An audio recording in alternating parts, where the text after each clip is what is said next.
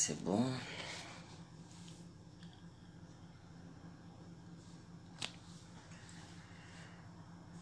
Bonjour Marketing TV. Issa Khalakhoun, je suis de retour pour vous parler de la gestion de la relation client et aujourd'hui spécifiquement du vécu relationnel avec la théorie off and on qu'on avait déjà abordé précédemment, mais qu'on n'avait pas eu le temps de détailler. Donc on est toujours dans le domaine du marketing des services. Le marketing des services, plus précisément marketing de l'hôtellerie et de la restauration. Donc la dernière fois, à l'occasion du cours sur la gestion de la relation client en milieu touristique, on avait évoqué effectivement l'historique. Donc on avait vu que avant, il y a quelques années, justement quand on parlait de la gestion de la relation client, on pensait tout de suite on pensait à la participation client et on avait vu que la participation client pouvait se faire sous forme de mixte. On avait donné l'exemple de Club Med qui faisait très bien ça, et sous forme de mix, donc en permettant aux clients de participer à l'élaboration du produit. Et ensuite, pour le prix, on avait vu aussi qu'il y a des structures, c'est spécifiquement dans la restauration, qui en tout cas permet aux clients de participer aussi à l'élaboration du prix en fixant un prix minimum et un prix maximum. Donc, selon la satisfaction, le client a décidé de donner un billet correspondant en tout cas à sa satisfaction. Et ensuite, on avait vu aussi pour la distribution que il y avait aussi des structures de services qui avaient choisi effectivement d'intégrer leur clientèle dans le processus de distribution. On avait donné l'exemple de Airbnb qui faisait le parrainage, en tout cas, qui permettait aux clients de parrainer un autre client pour qu'il puisse bénéficier des services de Airbnb. Et après, pour finir, on avait parlé de la communication, quand le client participait à la communication de la structure. Et on avait donné l'exemple des réseaux sociaux. Aujourd'hui, quand on consomme un produit ou un service, on a tendance à prendre des photos en tout cas. Et après, tout de suite, notre réflexe, c'est d'aller dans les réseaux sociaux pour témoigner de notre satisfaction en tout cas. Et, euh, qui est tagué, si je peux m'exprimer ainsi. Donc voilà, de façon vraiment ramassée, ce qu'on avait évoqué la dernière fois sur notre cours sur la gestion de la relation client. Et après la participation, on avait dit aussi qu'aujourd'hui les marques sont allées plus loin quand même.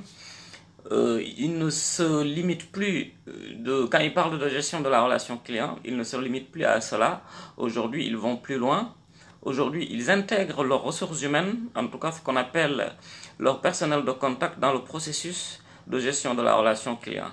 Et avec tous les aspects qui vont avec. Et j'avais donné aussi des exemples d'outils qu'on pouvait mettre en place, en tout cas pour répondre à ces exigences-là, à l'exigence du client. En formant son personnel, en tout cas en donnant, si la marque donne des outils à ce personnel de contact-là, il peut réussir le défi, en tout cas, le défi de répondre à la satisfaction du client, mis à part la participation. Donc c'est ce qu'on avait évoqué dans la gestion de la relation client.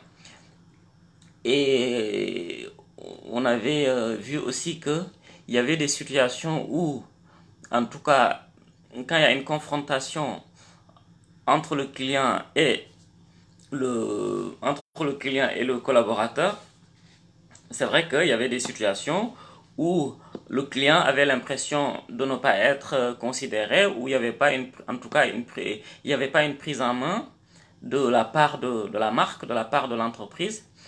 Et de l'autre côté aussi, pour l'entreprise, il y avait des situations où le collaborateur avait l'impression que bon, le client il est rentré, en tout cas il y a une prise en contact avec la marque, puisqu'il a franchi le seuil de la marque, mais il y avait une certaine indifférence, ce qui faisait croire au collaborateur que peut-être que le client n'est pas intéressé par, pour passer à l'acte d'achat ou pour passer à la consommation. Et donc c'est ce phénomène-là qu'on avait appelé justement, qu'on avait appelé techniquement la théorie de off pour le client, parce que le client qui arrive, il arrive avec un état d'esprit, il arrive fermé, et on pour le collaborateur qui est prêt, en tout cas qui est prêt à satisfaire ou qui est prêt à répondre à la demande du client. Et j'avais évoqué aussi, sans rentrer dans les détails, que cette situation-là, on peut avoir plusieurs déclinaisons avec cette situation-là, plusieurs déclinaisons. Cela veut dire que il peut y avoir, là on a vu que c'était off and on, mais on peut avoir off and off, c'est quand le client arrive avec un état d'esprit assez fermé et que le collaborateur aussi, pour quelque raison que ce soit, est dans le même état d'esprit que le client, il se dit que le client n'est pas là en tout cas pour consommer ou pour acheter, donc je ne vais pas vers le client, même un simple bonjour suffisait.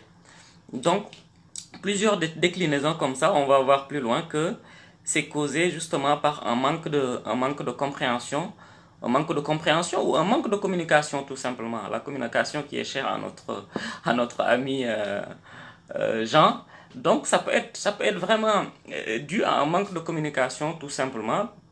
Mais de toute façon, ça ne peut être imputé qu'à la structure d'accueil, qu'à la marque qui n'a pas en tout cas mis les dispositions qu'il faut pour détecter l'état d'esprit du client, pour détecter l'état d'esprit du client et essayer de récupérer le client pour qu'il passe de l'état off à l'état on. Donc ça aussi, c'est des outils qu'on va peut-être voir plus loin. Donc, à chaque fois, moi, que j'aborde un cours sur le marketing opérationnel, j'aime bien commencer par le classique. Et vous allez voir que dans l'hôtellerie et la restauration, ça n'a pas toujours été...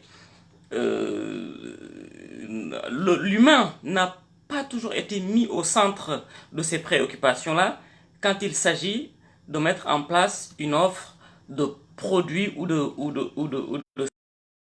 donc, c'était souvent relégué au second plan. Donc, les structures d'accueil généralement mettaient toutes les conditions pour que le client se sente à l'aise. C'est ce qu'on va voir ici, c'est ce qu'on va voir ici dans le marketing classique de la gestion hôtelière. Ils avaient commencé par ce qu'on appelle le marketing sensoriel. Parce que pour ces structures-là, en tout cas dans le tourisme en général, les conditions d'accueil doivent être de telle sorte que le client se sente vraiment à l'aise pour consommer. Et là, ils avaient mis en place des outils du marketing opérationnel qu'on appelle le marketing sensoriel. Le marketing sensoriel, c'est vraiment quand la marque essaie de stimuler les sens du client pour mettre le client dans des dispositions qui lui permettent de consommer ou en tout cas de consommer un service ou un produit. Donc, on voit que quand les structures d'accueil mettent ça en place, ils cherchent vraiment à produire une émotion, des effets d'émotion pour le client, parce que là, on est à la recherche d'émotion, on est à la recherche de plaisir, d'excitation, d'évasion. Quand on parle de vacances aujourd'hui, c'est ces mots-là qui viennent souvent. J'ai envie de m'évader, j'ai envie vraiment de me faire plaisir. Pour aller au resto, on dit je vais aller me faire plaisir parce que bon, j'ai trop travaillé, donc c'est le moment de plaisir. Donc, ils ont compris cette expression de besoin du client, ces structures-là. Ils se disent que tiens, quand un client vient nous voir, justement, c'est qu'il a exprimé ces besoins-là. Il a exprimé le besoin d'évasion, le besoin d'excitation. On avait vu la dernière fois, quand on parlait de participation client avec le client privilégié, on avait proposé, en tout cas, on avait donné l'exemple du client qui arrive et qu'on lui propose d'aller faire un cours de cuisine avec le chef exécutif. Forcément, on cherche à donner ce client-là des émotions vraiment particulières, en tout cas un moment unique, parce que il y a il y a toute une histoire qui tourne autour de cet événement-là que l'hôtel a créé pour donner une sensation de privilégié à ce client-là. Donc, c'est vraiment pour le plaisir, pour l'excitation et pour l'évasion, comme je l'ai dit tout à l'heure. Donc, le marketing sensoriel, je l'ai dit plus loin, est basé sur les 5 sens-là. On va aller chercher de l'ambiance. De l'ambiance, quand on arrive dans le hall de l'hôtel, il faut que ce soit quand même assez zen, assez agréable. On parle de sens, hein. Donc, sens, c'est l'odorat, la vue, et le son, le goût. Donc, il faut qu'il y ait en tout cas cette ambiance avec tous ces sens-là qui sont réunis. Et vous allez voir que ces structures-là ne ratent pas cette occasion-là pour vraiment mettre le paquet dans ce sens-là. Je donne toujours l'exemple des spas. Quand on va dans un spa, généralement, pour les gens qui ont en tout cas l'occasion d'aller dans un spa, dans des espaces détente, l'espace détente, si vous avez remarqué, ils mettent de la musique d'ambiance, ce qu'on appelle de la musique d'ambiance. Mais la musique est une musique tellement douce, mais c'est fait exprès, c'est de la recherche. Et justement, ils sont en train de répondre à ce marketing sensoriel-là. Parce que cette musique-là permet aux clients de vraiment lâcher prise, de se détendre pour commencer son processus de consommation de services. Voilà, quand on arrive dans une ambiance où c'est vraiment zen, il n'y a pas une musique vraiment qui tape sur le système, qui tape très fort. On a l'odeur aussi dans l'espace détente, ils mettent cette odeur-là, généralement de l'eucalyptus ou un mélange d'encens, des trucs comme ça. Et tout ça, c'est fait exprès pour mettre le client dans cette ambiance-là, dans cette ambiance assez agréable d'ailleurs, pour l'odeur et pour le son. Et ça permet au client, en tout cas, la réflexion poussée nous permet de dire que tout ça stimule en tout cas les besoins du consommateur et ça lui permet d'être dans de bonnes dispositions pour consommer ses produits ou consommer ses services. Et donc, le but justement de cette démarche, comme je disais tout à l'heure, c'est vraiment jouer avec le sentiment du client pour un bien-être unique. Le client, il se sent bien et il se sent unique, ne serait-ce que la période où il est chez nous. Donc ça, c'est très important.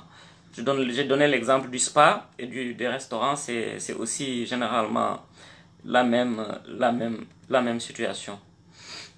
Donc pour résumer, le prix, le produit, la qualité, ça ne suffit pas. On l'avait vu la dernière fois sur la gestion de la relation client. Tous ces aspects-là du mix ne suffisent pas. Il faut aller plus loin. Il faut aller plus loin en donnant une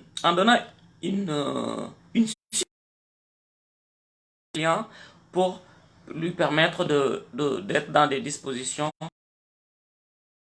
vivre son service ou de bien consommer son produit. L'expérience-là est forcément positive et quand l'expérience est positive, ça découle sur une satisfaction ou sur un acte d'achat. Sur un acte d'achat d'abord, on achète parce qu'on a une expérience positive. On revient parce qu'on a eu une expérience qui est positive par le développement de nos sens. Quand ça sent bon, quand on a un bon son, quand on a un bon goût, forcément on est satisfait, on est dans des sensations quand même assez agréables et c'est le but qui est recherché. Donc, on revient reconsommer la marque.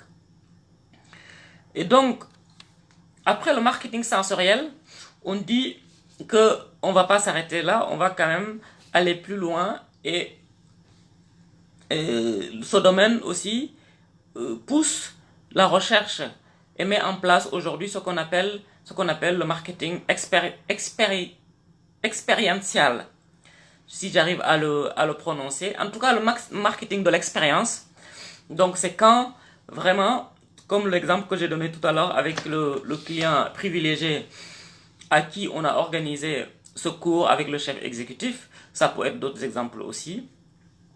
Et ça peut être un cours de yoga avec le professeur qui vient de Thaïlande. C'est un cours qui est privatif et qui est réservé à une clientèle vraiment unique. Et ça peut être une expérience comme ça que la marque décide d'offrir à sa clientèle privilégiée. Ça aussi, ça se fait. Et à ce niveau-là, la marque est en train de développer ce qu'on appelle du marketing expérientiel. Voilà. Là, cette fois-ci, c'est bien dit. Donc, la marque s'appuie sur ça pour faire vivre à son client une expérience, un moment unique et un moment privilégié. Et ça permet aussi la satisfaction, donc vers la fidélisation. Donc, vous avez vu que, quand même, toujours dans le domaine de la gestion de la relation, les marques de structure cherchent toujours à innover, cherchent toujours, en tout cas, à mettre le client dans de bonnes dispositions. Et vous allez remarquer que je fais toujours ce lien-là entre la marque, entre, en tout cas, l'entreprise, le client et le personnel de contact. Je finis par le personnel de contact. Cela ne veut pas dire que le personnel de contact n'est pas important, mais que c'est les théories, c'est la science du marketing ou de la gestion qui le mettait au dernier plan. Parce que quand il parle de sensoriel, quand il parle de participation client, quand il parle d'expérientiel, le personnel de contact n'est pas là, n'est toujours pas là. C'est le lien, c'est toujours tous ces trois aspects-là que j'ai cités, c'est la relation que la marque a toujours avec le client. Là, le personnel de contact n'est pas encore là, n'est pas encore présent. Et vous allez voir dans la deuxième phase que on ne peut pas s'en passer. Le personnel de contact sera toujours au centre du vécu client, donc de l'expérience client. On ne peut pas s'en passer. On a beau créer des formules, on a beau créer des théories, mais on reviendra toujours nous dire que Monsieur Dupont arrive, donc il faut mettre toutes les conditions pour que l'accueil soit impeccable. Et ça, l'odeur peut être agréable, le goût peut être exceptionnel, mais quand le personnel de contact rate son accueil, c'est vraiment toute la marque qui s'écroule. Ça aussi, il faut vraiment faire attention à ça. Donc, le rôle du personnel de contact, comme je disais tout à l'heure, dans le vécu relationnel, c'est quand même spécifique dans le domaine du service en général. Hein. Ça peut être l'hôtellerie, la restauration, ça peut être la banque, ça peut être l'assurance, ça peut être dans le tourisme. Je ne vais pas citer toutes les entreprises de services. Le rôle est prépondérant. Le rôle est vraiment exceptionnel. Le personnel de contact. La qualité du service, on ne peut pas parler de qualité du service quand il n'y a pas le personnel. Ça dépend spécifiquement du personnel. La qualité du service dépend spécifiquement, ça ne dépend pas de l'odorat, parce que l'odorat est déjà, c'est vraiment des artifices, c'est des choses qui sont mises en place. Mais, comme je disais tout à l'heure, la qualité si le service n'est pas top, en tout cas, ce qu'on offre au client n'est pas bien amené vers le client, si l'offre de service n'est pas bien amenée vers le client, on n'aura pas la satisfaction qu'on espère. La marque n'aura pas la satisfaction qu'elle espère. Donc on continue avec le vécu relationnel pour dire que il faut créer un rapport, justement, je disais, entreprise, client et le personnel de contact. Là, on a un rapport de confrontation entre le personnel et le client maintenant. On oublie un peu on n'oublie pas la marque, parce que c'est la marque quand même qui met l'offre de service sur place, mais il faut mettre l'accent sur le rapport qu'on aura entre le client et le personnel, et l'employé et le personnel de contact. Ça, c'est très important parce que ça permet vraiment à l'entreprise d'avoir une capacité de maintenir sa satisfaction d'abord et sa fidélisation derrière. Vu que pour offrir un vécu relationnel de qualité, il est essentiel de travailler le premier contact. Très important. La fois dernière, on avait donné des exemples. Quand un client arrive, par exemple, je donne l'exemple de la réception, il faut arrêter toutes les tâches qu'on était en train d'exécuter et faire face au client, regarder le client dans les yeux. Bonjour monsieur, demandez ce que vous pouvez faire pour ce client-là et en tout cas entamer le processus d'accueil. Et on avait dit aussi que à partir du moment où on est en contact avec le client arrive, on a activé le processus de satisfaction. Donc vous voyez qu'on ne peut pas sauter quand même le personnel de contact, l'offre de service qui est accompagnée de la satisfaction. Parce que quand on offre un service quand même, on attend la satisfaction, sinon le client il ne revient pas. Donc c'est très important d'intégrer ça. Donc on a des études qui ont prouvé que toute personne qui arrive se fait une impression en 30 secondes. Se fait une impression de son interlocuteur. Cela veut dire que moi je suis à la réception de mon hôtel, le client qui arrive, les 30 secondes suffisent pour que se dise que ah, ben, il est clean déjà, il a l'air gentil parce qu'il y a le sourire, il m'a bien accueilli, il m'a souhaité la bienvenue et il cherche en tout cas à m'aider, il cherche à savoir si j'avais soif, il cherche à savoir si j'avais bien voyagé, il cherche à savoir s'il peut m'être utile en prenant ma valise, en m'accompagnant jusqu'à l'ascenseur et puis appuyer sur le bouton de l'ascenseur pour permettre au client en tout cas de rejoindre sa chambre. Donc, très très important, la première impression. Être intraitable là-dessus, les 30 premières secondes, après on ne se rattrapera pas. Après c'est trop tard, on ne se rattrapera pas. Voilà. Un client par exemple qui arrive et que le commercial, ça peut être le commercial aussi, je donne toujours mon exemple parce que je suis dans la restauration, mais un commercial qui accueille le gros client qui vient de Chine ou des États-Unis ou même du Mali, la première impression est importante parce que vous avez intérêt à être clean pour vendre, je sais pas moi, votre jet privé ou votre voiture ou votre terrain au Sénégal. Si vous paraissez, je ne sais pas moi, un peu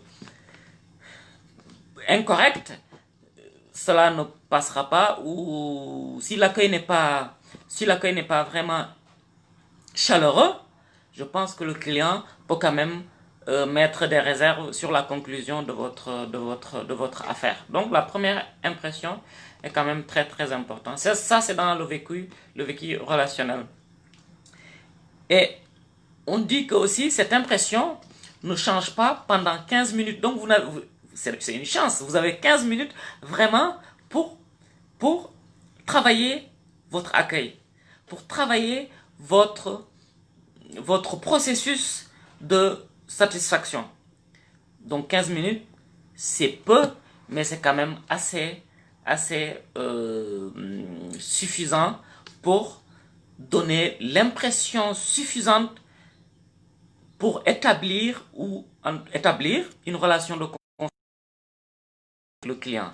Donc vous voyez que c'est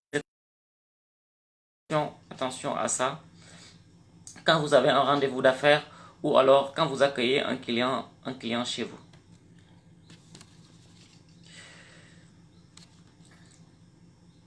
Donc,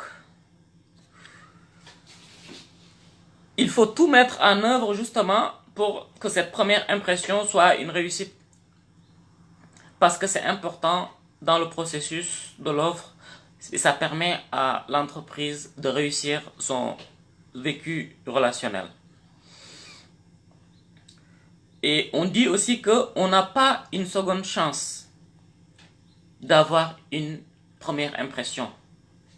Donc, les 30 secondes là, vous ne l'aurez pas deux fois. Vous ne l'aurez pas deux. Vous l'avez une fois, donc pendant la prise de contact avec le client, mais si vous le ratez, vous ne l'aurez pas. Parce que le client déjà, il s'offusque, il se braque. Quand vous ratez votre prise de contact, c'est fini, hein, c'est bye bye. Hein. Le client, il se braque et puis il se fait une certaine, on est tous comme ça, on se fait une a priori. Quand le premier contact n'est pas passé, on se dit, ouh là là, cette personne-là, je le sens pas. Je le sens pas, déjà il m'a pas dit bonjour. C'est naturel. Donc, ce conseil-là est d'autant plus vrai que le premier contact, est, comme je disais tout à l'heure, est basé sur vraiment une partie subconsciente. C'est-à-dire que quand on va quelque part, on a toujours des a priori. On a toujours, dans notre subconscient, on se dit que comment on m'accueille, je vais juger la personne vraiment par rapport à sa première participation. Voilà. Donc si un client qui arrive, monsieur, avec un monsieur, bonjour monsieur, qu'est-ce que ça nous fait plaisir de vous accueillir? C'est différent. Ça nous fait plaisir de vous accueillir chez nous. Soyez les bienvenus. Avec un monsieur, oui, que puis-je faire pour vous? C'est très différent. C'est différent parce que, bon, voilà, c'est pas la même approche, c'est pas la même intonation, c'est pas la même chaleur, voilà. Donc, faire attention à ça. D'ailleurs, je crois que je vais intervenir sur, peut-être si la marque Marketing TV me le permet, sur les astuces de l'accueil, parce qu'on peut aussi travailler sur des outils, les mots qu'il faut dire et les mots qu'il ne faut pas, qu'il faut éviter. Ça, on peut aussi travailler dessus. Pour, par exemple, les personnes, ça peut être utile pour les personnes qui sont dans des situations d'accueil. C'est très important. C'est des outils de travail, comme partout. Et des outils de travail, c'est toujours bien d'en avoir. Donc, on a vu que c'est quand même très important de mettre en exergue tout cela. Le processus d'accueil avec un personnel de contact qui est formé, ou en tout cas qui est averti sur tous ces outils-là, et qui est averti sur le fait que le premier contact sera quand même très important. Et de là, on attaque directement la théorie off and on, qu'on n'avait pas eu le temps la dernière fois d'approfondir. Donc on avait vu que, pour un peu rappeler, que comme on le disait tout à l'heure, comme je le disais tout à l'heure là, les collaborateurs sont tellement pris des fois par le quotidien, par la journée, par le stress, que des fois un client arrive, la routine aussi, un client arrive, on répond machinalement, on ne prend pas le temps de faire notre accueil correctement, on ne prend pas le temps. La prise, qu'on ne fait pas pour le client, mais on le fait pour nous tout simplement. Donc, des fois, l'environnement du collaborateur, en tout cas l'environnement du vendeur, est fait de telle sorte que qu'il n'a pas tout le temps la possibilité d'être on. On, c'est l'ouverture, les prédispositions que le vendeur aura. Il est prêt à accueillir le client et à l'accueillir en état alerte. Donc, le collaborateur est on. Je suis prêt. Le client qui franchit le seuil, je sais qu'il a franchi le seuil et je vais vers lui. J'essaie, en tout cas, d'apporter. Je sais même pas, je suis là pour ça, je suis payé pour ça. J'apporte des solutions, j'apporte des réponses à ce client-là qui vient d'arriver. On voit que ça ne se passe pas tout le temps comme ça. Et généralement, le client qui arrive, souvent, il est off. Cela veut dire qu'il arrive, on ne détecte pas sur son visage, on ne détecte pas sur son comportement qu'il vient pour consommer ou il vient pour acheter quelque chose. Donc il est off. Il n'y a pas de... On ne détecte pas. Il ne vient pas vers nous. Il vient, il fait le tour du magasin ou le tour du, en tout cas de l'office. Il faut aller, il est off. Il est off. Il n'est pas ouvert en tout cas à nous. Il est pour ses besoins. Donc il faut aller vers lui. C'est ça la théorie. La théorie de off pour le client et on pour nous. Et donc il y a des situations où les deux sont off. Le client est off et le collaborateur est aussi off. Donc, inutile de vous dire qu'il n'y a pas de vente possible, il n'y a pas de conclusion possible, ou en tout cas, il n'y a pas de satisfaction possible. Parce que quand le tête et que le vendeur aussi, il n'est pas dans de très réveillé, ou alors il est fatigué, ou il est stressé par son manager, on peut casser la voit rien. Donc il y a des clients qui entrent, qui sortent, qui entrent, qui sortent, et il n'y a personne qui vient pour leur dire Madame, est-ce que nous pouvons vous renseigner ou est-ce qu'on peut apporter des solutions? Est-ce que en tout cas, on peut vous apporter vraiment des conseils sur ce que vous cherchez. Donc ça, c'est très important. Donc un client off face à un vendeur off donne logiquement un résultat off. Voilà. Je donne souvent mon exemple, là, quand je voyage, je suis en salle d'embarquement, j'entre chez le chocolatier, je regarde les boîtes de chocolat de manière assez distraite, parce que bon, je dis, il faut que je fasse gaffe, je ne vais pas rater mon avion. Voyant le vendeur qui me voit, il doit se dire que bon, lui, là, il a rien à acheter. Et puis, en plus de ça, lui, il est occupé, il doit remplir les rayons. Donc, c'est la situation où on est tous les deux off. Donc, j'aime bien donner cet exemple-là parce que ça m'arrive très souvent. Donc, le vendeur estime que je n'achète rien. Il se contente juste de se déplacer. Il se contente même pas. Il se contente même pas de se déplacer vers moi, mais il est dans son rayon, il est en train de ranger les boîtes de chocolat. Donc, même le lien fonctionnel n'est pas respecté. Le lien fonctionnel, pour définir les termes fonctionnels, quand on parle de vécu fonctionnel, c'est le minimum que le vendeur doit faire. Cela veut dire que c'est la relation vendeur ou personnel de contact client, mais la plus minimale possible. J'achète un produit ou un service, il me le vend, mais sans un vécu relationnel. Sans une relation humaine. Rien du tout. Bonjour monsieur, je viens acheter du coca. Bonjour, votre coca. Il encaisse mon argent. Je suis parti. Ça, c'est le fonctionnel. Et le vécu relationnel n'est pas là. Le vécu relationnel n'est pas là parce que je me sens pas, il n'y a pas d'émotion, je me sens pas bien accueilli, je sens pas de politesse, je sens pas de courtoisie, je sens rien du tout. Donc c'est pour ça que le lien fonctionnel est réduit à son strict minimum et que le lien relationnel n'existe pas. Il n'y a pas de relation entre le client et le vendeur. De toute façon, pour qu'il y ait une relation, un lien relationnel, il faut au moins qu'un des deux soit on, soit ouvert à ça. Parce que le vendeur peut être off, mais quand le client arrive, oui, bonjour monsieur, bon, moi j'ai oublié d'acheter ma boîte de chocolat avant de venir. Est-ce que vous en avez? Qu'est-ce que vous me conseillez? Là, le client, il fait la démarche, il est on, il fait la démarche, il pose des questions.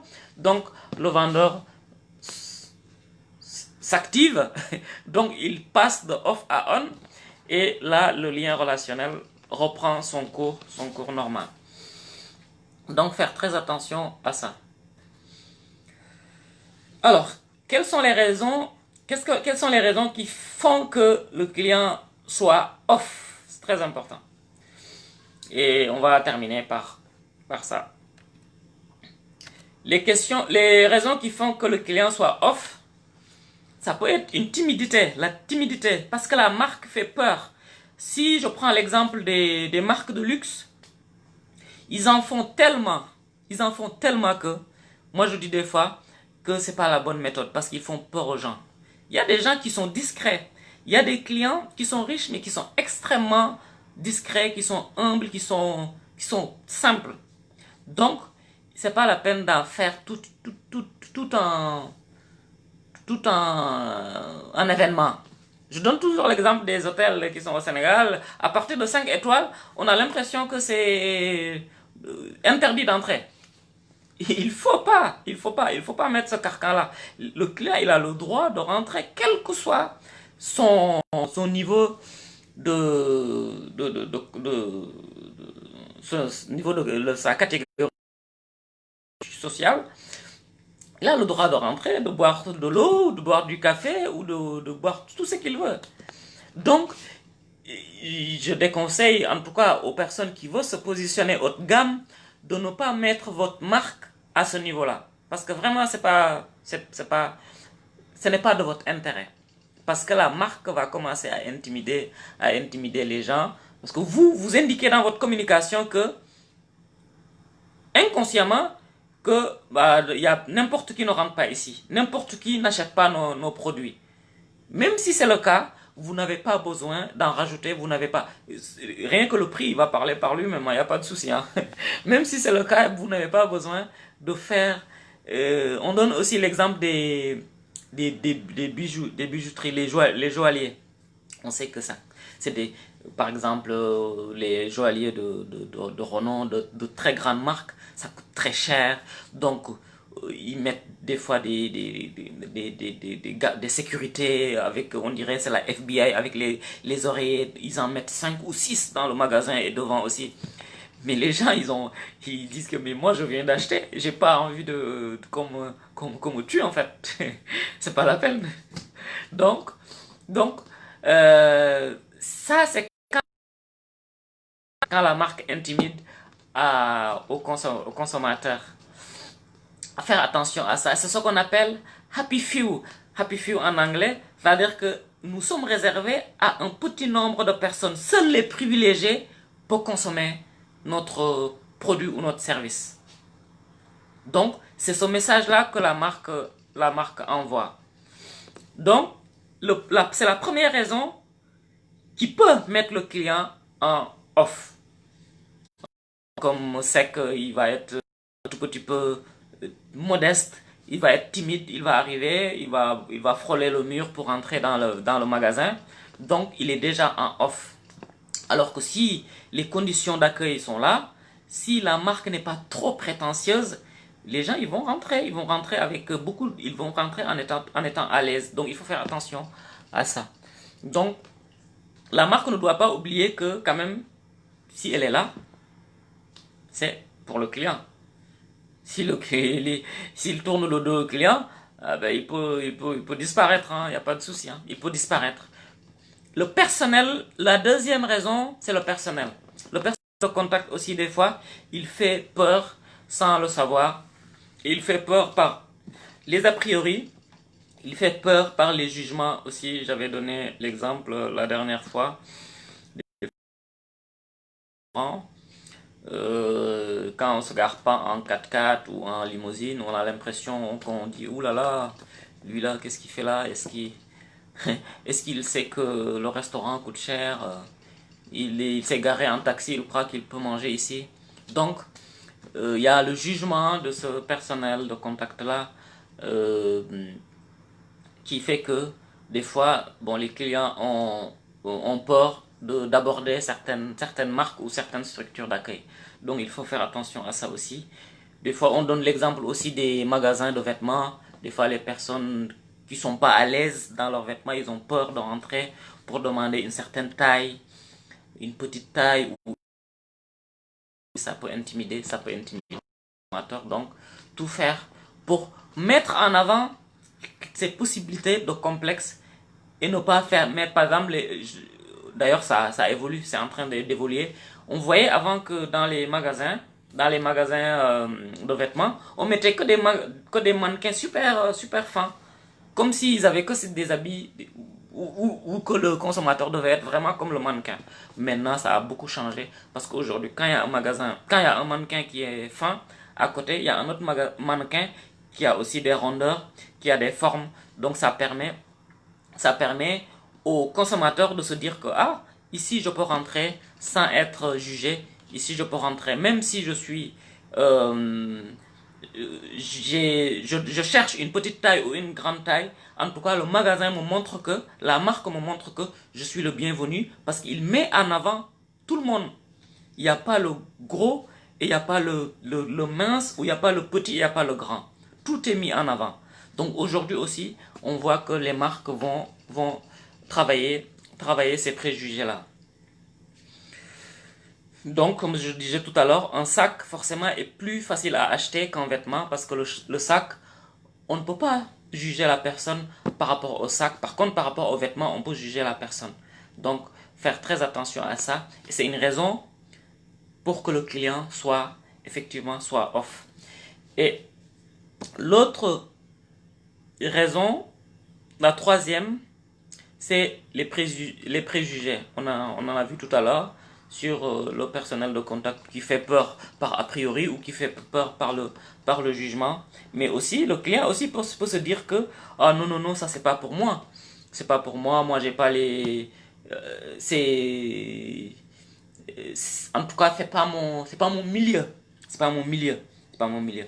Donc, à la marque de faire attention à ça, de ne pas discriminer. De ne pas discriminer. Ça, c'est très, très important de faire attention à ça. Donc, pour résumer, donc il y a l'intimidation de la marque, le stress extérieur. Des fois aussi, on passe une journée assez rude et on arrive dans une boutique ou on arrive dans un restaurant, on arrive dans un hôtel, on est un peu fermé. Donc ça aussi, ça déclenche la situation off du client. C'est pas parce qu'il est désagréable, mais parce qu'il est stressé. La peur de l'inconnu aussi, on ne connaît pas le lieu, donc on fait le timide.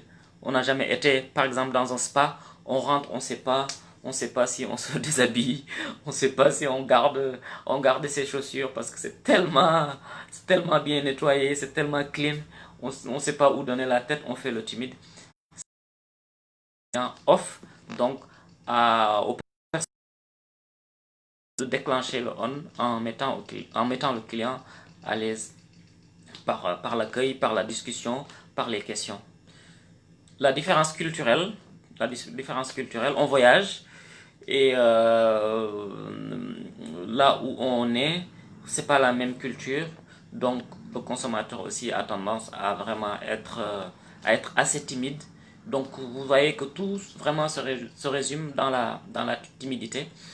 Et ça peut être la différence de la langue aussi. Différence de la langue. La marque parle quelle langue? Si je suis à Paris, forcément la marque va parler français. Est-ce que si je suis chinois ou si je suis américain ou sénégalais, est-ce que je serai à l'aise alors que je parle pas la langue de la marque? Tout ça aussi, ça peut être un problème, ça peut être un frein et ça déclenche la situation de off du client et c'est à la marque ou au personnel de contact d'aller chercher le on. Ça peut être aussi l'humeur, je suis mal réveillé, j'ai pas envie de sourire, j'ai pas envie de dire bonjour, donc j'arrive et il faut quand même l'accueillir parce que c'est un client, c'est un client comme tout le monde, mais il a son humeur. Aujourd'hui, il est pas content, voilà, il a envie d'embêter son monde.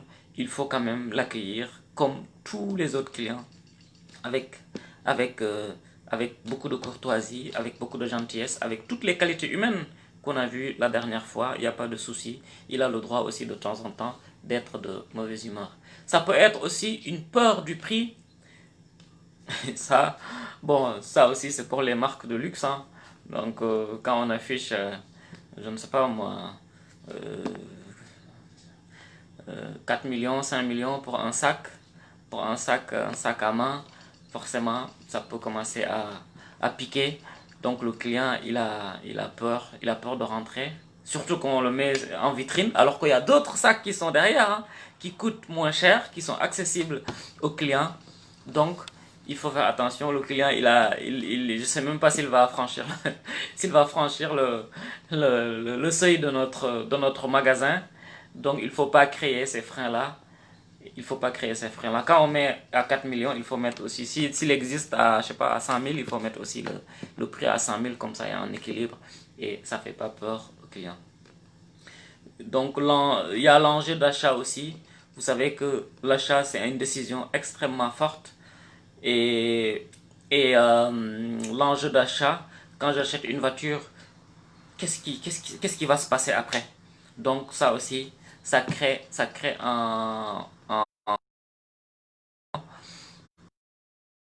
une situation d'interrogation. Donc, le client, il rentre dans une concession de voiture, il se pose des questions, il se dit, qu'est-ce que je vais acheter? Alors, on m'a dit diesel, essence. Je ne sais pas ce que je vais faire.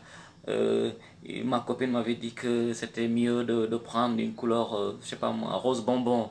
Donc, tout ça, il y a plein de questions qui se bousculent dans la tête. Et après avoir acheté l'assurance, l'essence, etc., etc., tout ça fait que l'enjeu d'achat peut déclencher aussi la situation de offre du client. Donc voilà, on a terminé notre cours. C'était le volet qui restait, qui avait à qu'on devait développer sur la gestion de la relation client. Avoir vu la participation client, on a vu le marketing opérationnel avec le marketing sensoriel et le marketing expérientiel. Et on a vu que le vécu relationnel, le vécu que le client va avoir quand même, ce sera une confrontation client et personnel de contact.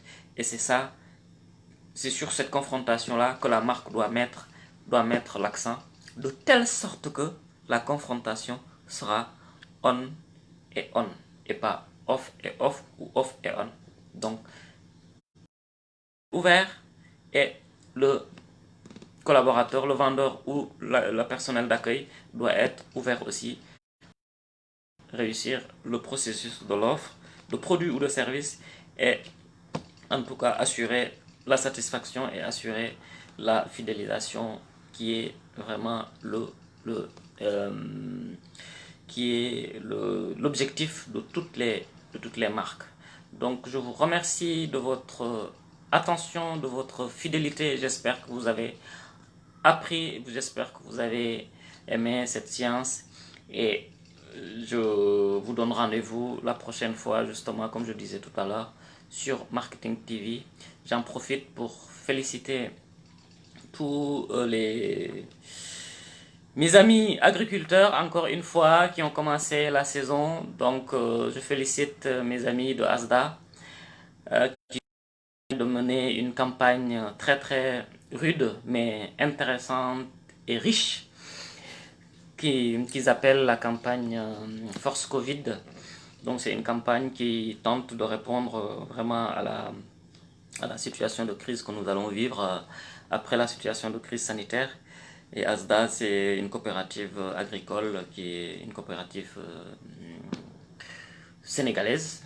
C'est l'Alliance sénégalaise pour le développement de l'agriculture, dont je suis le président du programme. C'est pour ça que je me permets en tout cas, de les encourager, parce que j'aimerais bien être sur le terrain pour, en tout cas, mener à bien toutes les activités qu'ils sont en train de mener avec beaucoup de dignité, avec beaucoup de courage. Et je les félicite, je félicite le président Jim Momat et toute son équipe, et leur souhaite une bonne campagne agricole. Donc voilà, je vous remercie et à la prochaine. Merci.